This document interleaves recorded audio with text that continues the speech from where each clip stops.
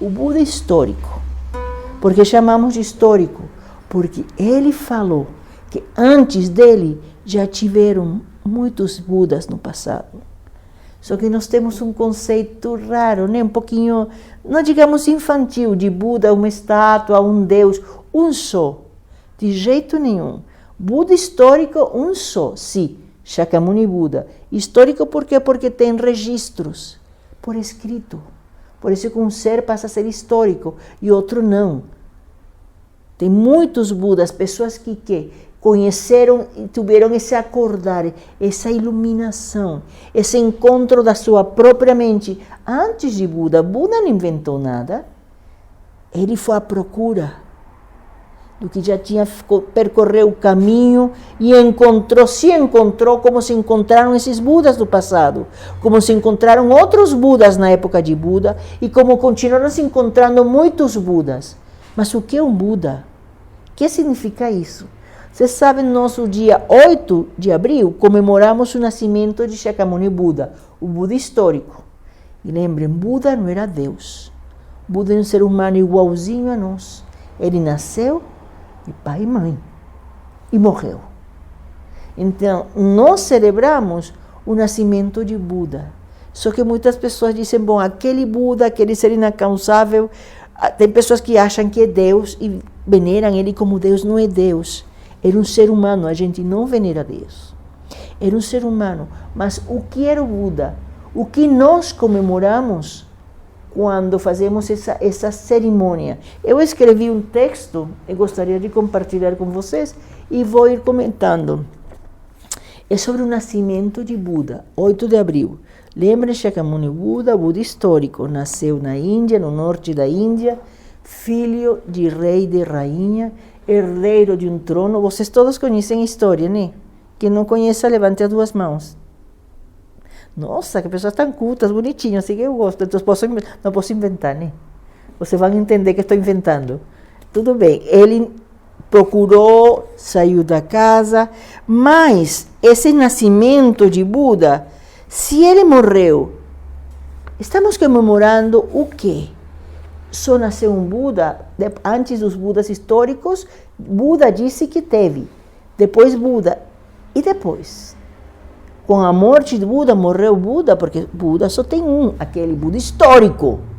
Então vou ler, compartilhar com vocês esse texto, para entender como eu vi, como entendo o que é o nascer Buda. O título se chama Nascimento Buda, não se chama O Nascimento de Buda, não. Nascimento Buda, e vocês vão entender por quê. Disse assim: no próximo dia 8 de abril, comemoraremos mais uma vez, sempre igual, sempre diferente, a data em que nasceu o Buda histórico Shakyamuni Buda. Porque sempre igual, sempre diferente. Uma das bases do budismo é a impermanência. Nada é para sempre. Eu posso ler isto daqui a 5 minutos e vai ser diferente. A compreensão mútua mudou. Minha voz mudou. Alguma coisa que ficou em vocês ou não pode fazer a diferença na hora de escutar de novo o texto. As diferenças são sutis, como a vida. E o treino de um Buda é perceber essas sutilezas para ir crescendo e entendendo essas mudanças das quais nós fazemos parte. E nessa mudança, nesse fluir, é que a gente está em contentamento. Diz aqui, mais de 2.600 anos atrás, um homem, depois de uma procura intensa, atingiu o estado de Buda, de iluminado, de aquele que acordou. Mas Buda já falava que existiram Budas antes dele, com ele e depois dele. A que estava se referindo? De quem ou de que estava falando? Esse é o ponto que gostaria de compartilhar nesse artigo. Perceberam que escrevi como título Nascimento Buda. Não foi um erro de digitação. De que estou falando? Quando Shakyamuni Buda estava por morrer, nos deixou o Parinirvana Sutra, seus últimos ensinamentos cheios de amor, de compaixão, de urgência. Buda, ele viveu 80 anos, teve uma genética privilegiada. Na Índia, quanto vivia a gente faz 2.600, se agora. Eu nunca estive na Índia. Minha mestra esteve, tenho amigos que estiveram lá, Não, mas só dá para assistir um vídeo das condições de vida que eles têm agora. E uma coisa surpreendente, por não dizer apavorante. Imagine 2.600 anos atrás, como eram as condições higiênicas de alimentação que tinham essas pessoas. As pessoas morriam muito jovens. E Buda morreu com 80 anos, gente. E ele não estava num palácio, ele andava na rua, comia muito pouco, vivendo à intempérie. Não tinha casa, eram monges nômades, viviam de esmola, comiam de esmola, porque não podiam trabalhar. E ele viveu 80 anos. E durante esse tempo, os discípulos dele aprenderam a amar esse grande mestre, que não era só através das palavras, era o exemplo da presença, de ser, transmitir um estado mental, como se transmite um estado mental? É sendo, não tem palavras humanas. E eles reconheceram isso e seguiam ele por muitos anos. Na hora de morrer, quando ele percebeu que estava morrendo, deitou e fez esse discurso para Nirvana. Se vocês conseguirem, por favor, leiam. É uma obra de arte cheia de amor para todos os seres humanos, dizendo: acorda, filho, é para agora. A vida é muito curta, não percam tempo. Fala dos venenos da mente, diz que a mente humana, a mente não treinada, é tão perigosa quanto uma cobra venenosa num quarto escuro. Ele está falando da nossa própria mente. Vocês já não tiveram uma discussão, uma palavra de um grão de areia fazer uma montanha, sozinhos. Nossa mente que inventa, sabe? E de repente se depara com a realidade e fica: nossa, então tudo que eu estava pensando era bobagem, né? Uma mente não treinada é como um cavalo correndo, não tem como frear e a gente se perde nessa cavalgada e pode até morrer. Então ele falou desses ensinamentos e no final, vendo demonstrações de dor por parte de seus discípulos, eles não se resignavam, o mestre estava morrendo. O grande mestre amado, imagine isso, chorando, assim, inclusive o assistente dele, que era primo dele, Ananda, não se consolava, era o primeiro que estava chorando, em vez de dar o exemplo, era o primeiro que estava chorando, seu amado mestre ia morrer.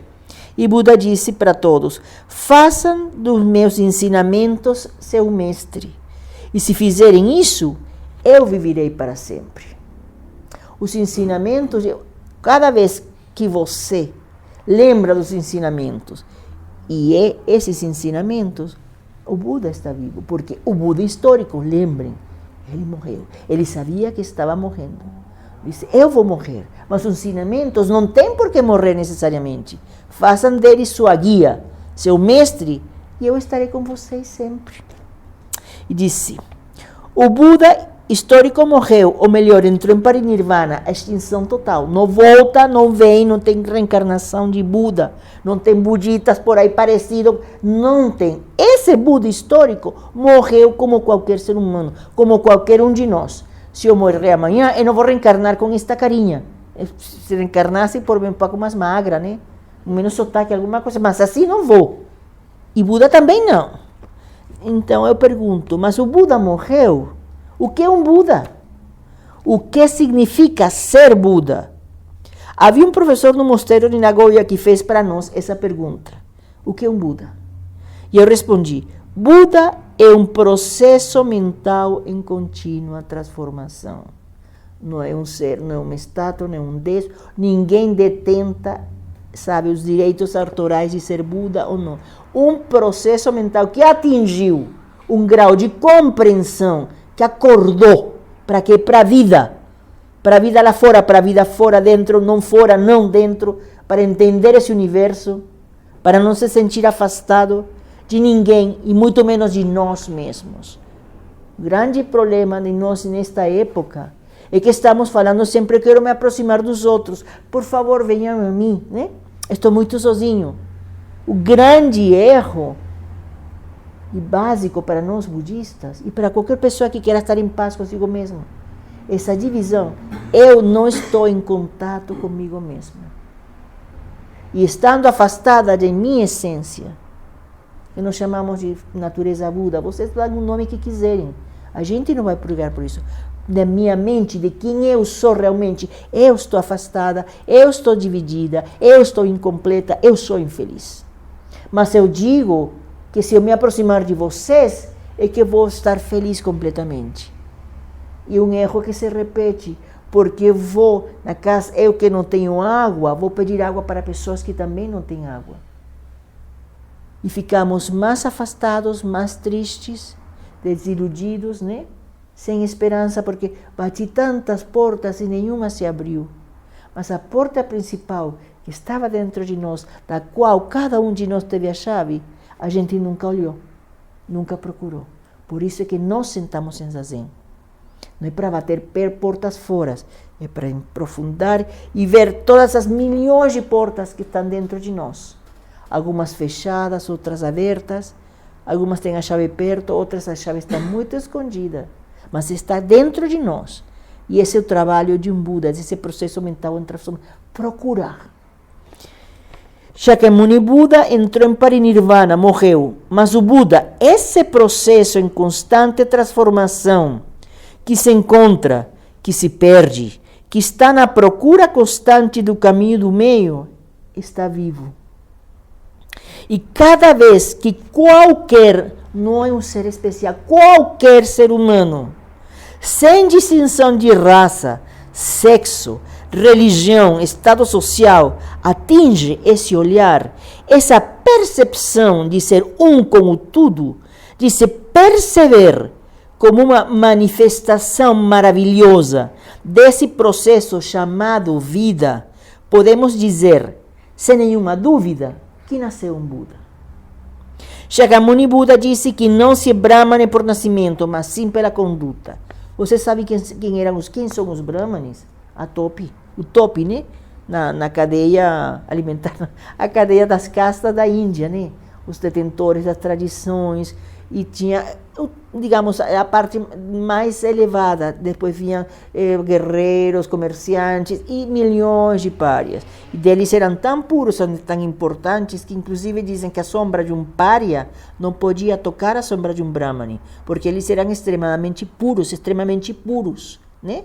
Mas Buda disse, não ser Brahmane por nascimento, porque esse sistema de castas, Buda, que foi o maior revolucionário do mundo para mim, ele, sem tirar uma bala, mudou o mundo. E no mundo que estava cheio, era o mundo na Índia, pelo menos aí onde ele nasceu, né? As pessoas moravam em gavetinhas, cada um tinha sua gaveta. E você nascia nessa gaveta porque 600 gerações atrás, seus antepassados, todo mundo tinha nascido, ia morrer nessa gaveta. Não tinha essa coisa, mas sabe, eu vou subir naquela gavetinha, vou descer, não tinha. Esse sistema de castas absolutamente rígido, que condenava a pessoa, por muito inteligente, por muito burro, por muita vontade que tivesse de ver o mundo de outro jeito diferente. Se seu pai era sapateiro, você ia morrer sendo sapateira. Você dizia, nossa, mas você tem uma vontade de pintar, tem uma vontade de escrever, não pode. Entende?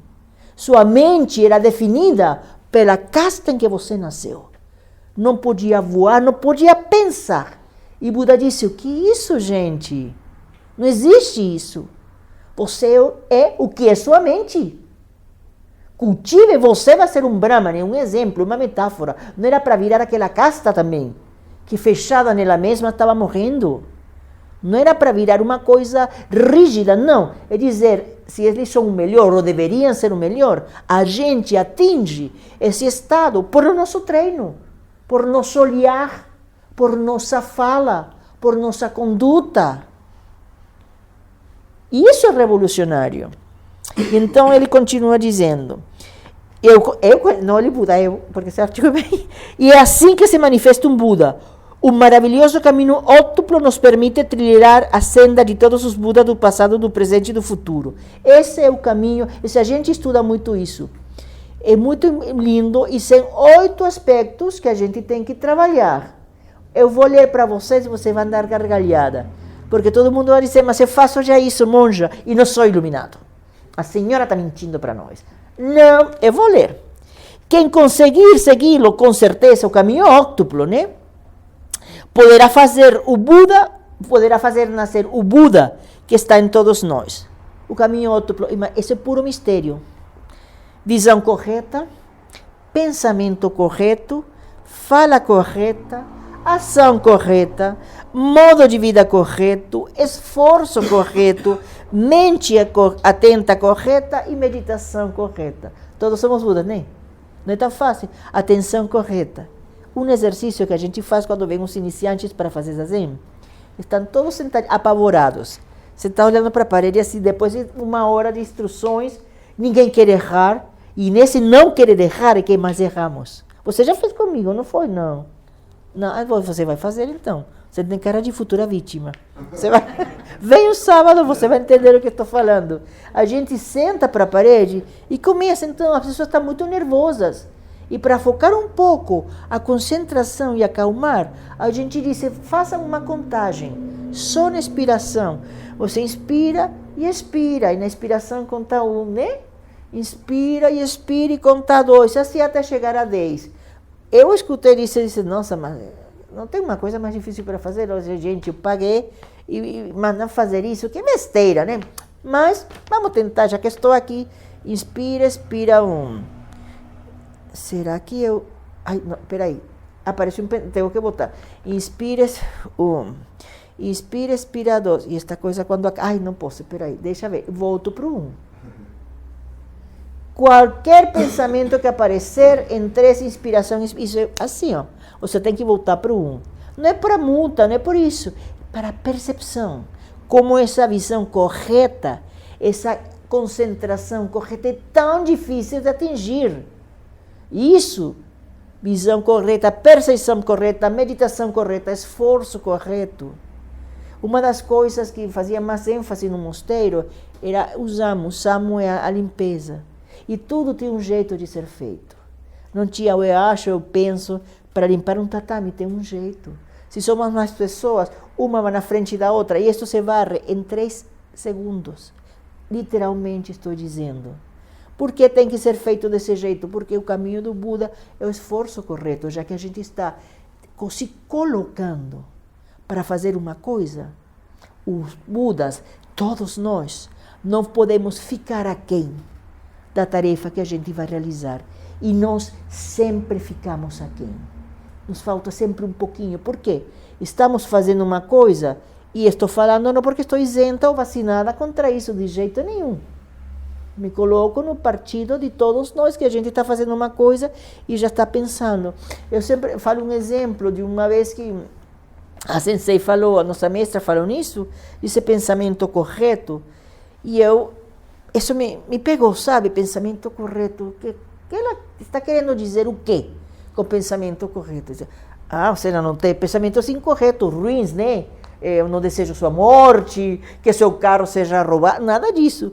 Então eu me sentia a mulher mais virtuosa do mundo. Eu já não andava, eu levitava, de tão santa que eu estava. Sabe, nessa santidade de... Que pensamentos lindos, porque eu nunca tive um pensamento errado. Me mandaram para a cozinha e continuei com meu pensamento santo, de mulher virtuosa, que nunca teve um pensamento errado. Tive que cortar cebola e continuava me sentindo muito iluminada. Cheguei, cortei, estava pensando nisso, nossa, que boa, mulher santa, nossa, assim não é tanto, mas, nossa, que virtuosa, né? Eu nunca tive paz, e me levei o dedo, uma cortada muito forte. E eu percebi o que era pensamento correto. Nesse momento, era simplesmente ser faca e cebola, só isso. Qualquer pensamento muito virtuoso, muito bonito, podia ter a fórmula da felicidade para os seres humanos, emagrecerem sem passar fome. Não era o momento de ter esse pensamento. Era incorreto. Numa sala, num laboratório, esse pensamento da fórmula para emagrecermos sem passar fome seria o correto. Mas numa cozinha com uma faca desse tamanho, com muita pressão, o pensamento correto qual era? É só ser cebola, dedo, faca, eficiência. Corte perfeito, corte eficiente. Esse é o pensamento correto do Buda. Quem faz isso? Sempre estamos eternamente divididos. Estou fazendo uma coisa e já saio para outra. Eu não posso sair porque estou aqui, mas minha mente, lembra aquela que é tão perigosa como uma cobra venenosa no quarto escuro, ela fuge de nós mesmos e nos deixa num estado mental de falsidade. O que estamos fazendo perdeu a essência, o coração. Já não estamos divididos. Estou aqui cortando cebola, mas estou pensando naquele carro que eu quero comprar, ou aquela briga que vou ter, ou que eu tive, e vou cortando. O esforço não é correto, a ação não é correta. Fiquei aquém de todas as minhas possibilidades. E esse caminho útuplo nos deixou o Buda, o Shakyamuni Buda, o Buda histórico. Digo, sigam esse caminho e vocês verão. Então eu falo, tudo tão simples, pensamento útuplo que passei agora, né? De tão simples, tão cotidiano, tão sem mistérios, que muitos começam a procurar outras coisas além deles mesmos. Isso não pode ser. Monge, isso é muito fácil. Tem que ter uma coisa, sabe, que seja impronunciável, preferivelmente. Ou que seja tão cara, que só tenha na Finlândia, no inverno, no último dia, em que um alce vermelho apareça e aranha a terra. Aí que está. Mas isso que fala assim, por favor, me poupe. Pensamento correto, sempre faço isso. Essa é a primeira luta, digamos, a primeira despertar que temos que ter através da fé. É isso, sim, nada distante, nada diferente de nós. Estamos procurando uma condição comum em todos os seres humanos. Por que tenho que ir na taiga siberiana, sabe, esperando pegar aquele líquen, que só se dá uma vez quando o sol faz assim, e eu tenho que colher com o cotovelo. Muito difícil. Por quê? Porque nossa mente faz isso. Porque nenhum de nós vai fazer isso, né? É frio, é caro, é difícil, né? Um sonho impossível. Então, nossa, está difícil. Para justificar, eu invento essa fantasia que eu não vou fazer. Para justificar o quê?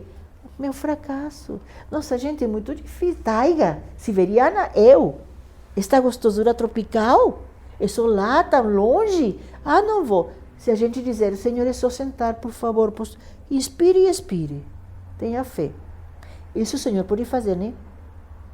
E se falhar, então é responsabilidade do Senhor, né? Naquela viagem, naquela taiga, não.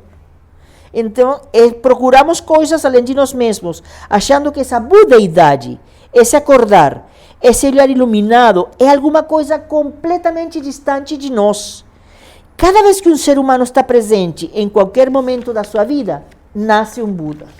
Não é aquela coisa, sabe, todas as nuvens ficaram verdes, está nascendo um Buda. Cada vez que um ser humano está com ele mesmo, nasce um Buda nesse momento. Cada vez que olhamos e vemos a vida como ela é, sem colocar nada entre ele e nós, já que nada realmente nos separa, já que somos manifestação maravilhosa da vida, nasce um Buda. Cada vez que nós estamos com nós mesmos, acolhendo nossas vidas, nesse instante, nasce um Buda. Cada vez que escutamos o que nos estão falando, o que a vida nos está dizendo, e o mais difícil, quando conseguimos nos escutar realmente, o escutar puro dos Budas, nasce um Buda. Cada vez que na hora de preparar os alimentos entendemos com todo o nosso corpo, com toda a nossa mente, sem que nada, nem a faca mais afiada da cozinha consiga nos separar, dividir do que estamos fazendo, que estamos recebendo vidas que se doaram e que temos que ser dignos dessa doação, nesse momento nasce um Buda. Cada vez que olhamos no olho da outra pessoa e percebemos que já não existe o olho que vê nem o olho olhado, que viraram um só, nesse momento nasce um Buda. E assim poderia seguir escrevendo sobre e descrevendo todos esses momentos mágicos, simples, sem mistérios, cotidianos, ignorados, desaproveitados, esquecidos. Mas minha folha teria que ser maior que todo o universo conhecido e desconhecido também. E não teria tinta, nem tempo nesta curta vida humana para poder contar, compartilhar, fazer perceber cada um dos momentos em que nasce um Buda. Comemoremos, sim, com muita fé, com imensa gratidão, neste 8 de abril, o nascimento de Shakyamuni Buda, aquele que com sua vida, com seu exemplo, abriu para nós abriu o caminho para tantos Budas que seguiram e seguirão seus passos. Mas nós somos nós. Os dignos herdeiros dos ensinamentos de Buda, devemos começar a comemorar cada momento de nossas vidas, em que, honrando sua memória, fazemos das coisas miraculosas o nosso cotidiano, das coisas impossíveis nossa realidade, de um pensamento um sorriso, e de tudo que a vida nos oferecer, uma imensa oração de gratidão, de contentamento, baseada no entendimento de que, efêmeros como somos, não podemos perder nenhum segundo em ser o que sempre fomos, Budas aqui, lá e onde for preciso. Isso, e depois Gachon, e eu, né, meu nomezinho. Isso que eu entendo do nascimento de um Buda. A gente se aproxima às religiões, sabemos o que significa religião, de ligar de novo, entrar em contato. Com quem vamos entrar em contato nós? Com nós mesmos. Eu estudei com os jesuítas na Venezuela, na universidade, será que no Mapuque, né? Eu me lembro que eles falavam, o Cristo interior que mora em vocês. Viviam falando isso. E a Teia, como era, fugindo deles, dava gargalhada, como Cristo interior, está lá fora. Como muitas pessoas acham que Buda está fora, que é aquele que está. Claro que se a gente reverenciar a memória daquele Buda que desbravou, que abriu esse caminho para nós, que nos mostrou com toda a sua humanidade que era possível um ser humano que nasceu como nós, cresceu como nós, se educou como nós. A única diferença, como eu digo sempre, ele tinha elefantes e a gente não. Mas não temos iPhone, entende? Temos celulares, temos metrô, somos elefantes do século XXI. Casou, teve filhos, duvidou, bateu muitas portas. Sempre à procura de que de uma coisa externa, ele sabia que tinha alguma coisa. Bateu muitas portas, sim. E não encontrou facilmente igual que nós. E nós achamos que esse ser humano, Shakyamuni Buda, e nós reverenciamos, sim, por esse exemplo, essa tradição, esses ensinamentos, que ele já chegou, foi no primeiro livro, sabe? Aí na Índia, apartou 3 elefantes e conseguiu aquela, sabe, a receita mágica para virar um iluminado, porque ele teve tudo muito fácil. Não, gente, não foi assim, não. Nessa procura dele mesmo, ele quase morreu. E ele foi além disso. Além de seu medo, além da desesperança, sabendo que tinha uma coisa maravilhosa e que ele já estava chegando perto. E ele não ia abandonar, não ia ficar no esforço incorreto. O esforço correto é aquele que permite a realização, a culminação de qualquer coisa. Não tem que ser chegar na lua, gente. É simplesmente fechar uma porta. Abrir um elevador entre uma pessoa. Você primeiro permite que a pessoa saia e você depois entra.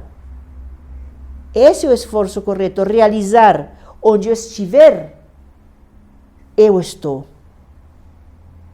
Vocês não são atropelados, às vezes, no metrô, saindo, entrando. Pessoas que viram, eles estão no outro mundo.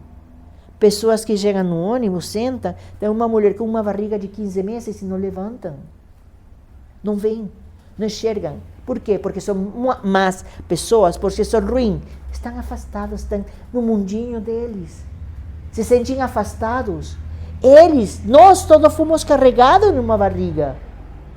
E todos nós tivemos uma mãe que nos carregou, que sofreu esse peso, que sofreu esse parto, que cansou. E é só ver. Você não tem que ser budista, é ser um ser humano, consciente, presente. Entende? Se reconhecer, ai que sou homem, você esteve dentro dessa barriga. E a mãe grata, passa essa gratidão para o filho. A mãe cansada que descansa, passa esse descanso para o filho. E a gente lembra disso. E em gratidão, a gente o que faz?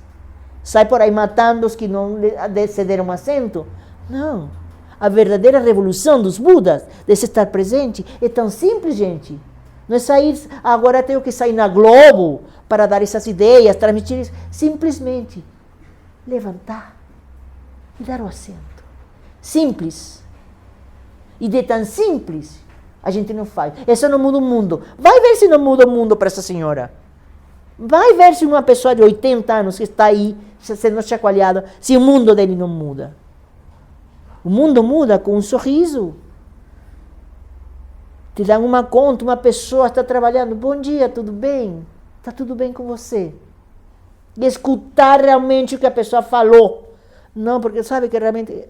Ai, que bom! E a pessoa acabou de contar que morreram seus 5 gatos. E você pensando que, ai, que bom, não é isso assim. Você não escutou. Não estava presente.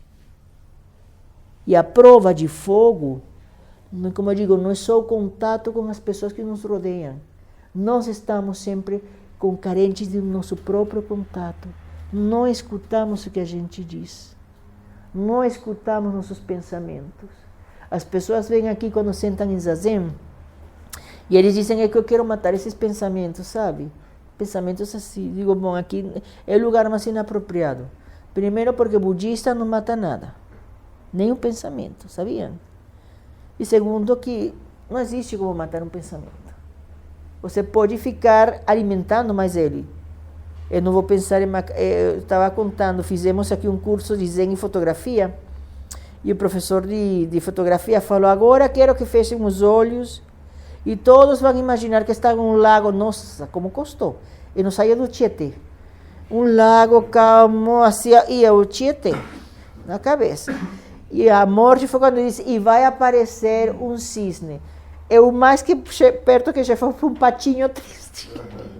Não consegui chegar ao cisne. Eu fiquei nervosa e não consegui, minha própria mente me traiu.